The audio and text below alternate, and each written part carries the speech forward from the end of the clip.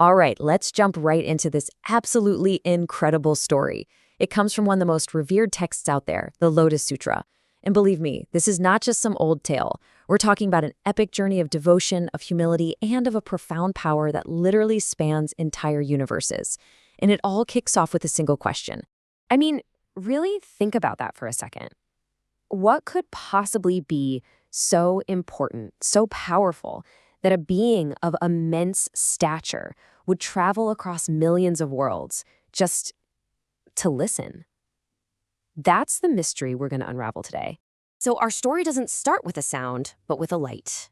Here in our own world, which the sutras call the Saha world, the Buddha, Shakyamuni, sends out this brilliant ray of light from between his eyebrows. And this is no ordinary light, you know. It's like a cosmic beacon, a signal that travels faster than anything we could possibly imagine. That light zips across an almost mind-boggling number of worlds, and finally it arrives at this perfect realm. It's called the Pure Land of Adorned with Pure Light, and you can just imagine. It's a place of ultimate purity, total majesty, and it's watched over by its own Buddha, named Qinghua Su Wangzi. And in that world, the light lands on one being in particular, a very advanced spiritual practitioner, a bodhisattva known as Wonderful Sound. The moment he sees this light coming from our humble little world, he knows. He knows exactly what he has to do. He feels this undeniable pull to make the journey all the way here, to our Saha world. But, this is not your average trip. Getting ready for this journey involves a really crucial lesson. A lesson in perspective and humility that is honestly the heart of this whole story. And wow, talk about a contrast. This really lays out the massive difference between these two places. Wonderful Sound's home, it's a world of perfection. The beings there are huge, they're radiant. And then there's our world. By comparison, it's described as, well, uneven, full of challenges, and its beings, including our own Buddha, are seen as physically small and humble. It's night and day. So, because of this huge difference, Wonderful Sound's own Buddha gives him some really important advice. He basically says, listen, when you go there, don't be arrogant. Don't you dare look down on that world or its people just because they seem lesser than you. This journey had to be about one thing above all else: complete respect. So, with that lesson fresh in his mind, Wonderful Sound starts his incredible voyage. But he doesn't pack a bag, he doesn't hop on a ship, he doesn't even stand up. He just enters a samadhi, this super deep state of meditative focus. And through the sheer power of his mind, he crosses that unimaginable distance between worlds. And let me tell you, his arrival is anything but quiet. It is announced by miracles so grand that everyone there, even the Buddha's most advanced students, are just left in total awe. All of a sudden, right near where Shakyamuni Buddha is teaching, 84,000 enormous, stunningly beautiful lotus flowers just appear, out of thin air. Can you even picture that? And these are not just any old flowers. The sutra gets into amazing detail. Their stems are pure gold, leaves of silver, stamens of diamond. I mean, they're completely otherworldly. It's a clear, unmistakable sign that someone of incredible spiritual power is about to show up. And then there he is. Bodhisattva Wonderful Sound materializes, standing on this platform made of 7 precious jewels.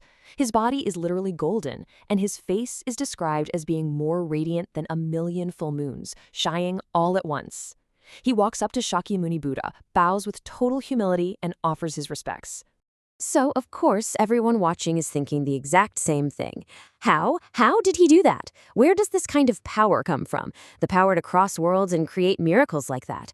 And so the Buddha explains where it all began. And this is just a perfect example of cause and effect, right?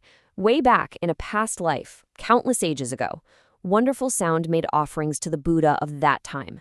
For 12,000 years, he offered music, 100,000 different kinds, and he presented that Buddha with 84,000 precious bowls. So his incredible power today, it's a direct result of that deep, deep devotion and generosity from so long ago. But his power isn't just for cosmic travel or making a grand entrance. We're about to find out his true purpose and his most remarkable ability, which is really the key teaching of this whole chapter. So it turns out his main mission is to help every single being understand the path to enlightenment. But here's the cool part. He doesn't just preach from on high. He meets people exactly where they are, by becoming whoever they need him to be. So what does that actually look like?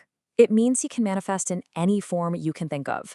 If someone is only going to listen to a powerful king, poof, he appears as a king. If they need to hear it from a humble monk, he becomes a monk. He can be a man, a woman, a child, an official, even a non-human being like a celestial dragon.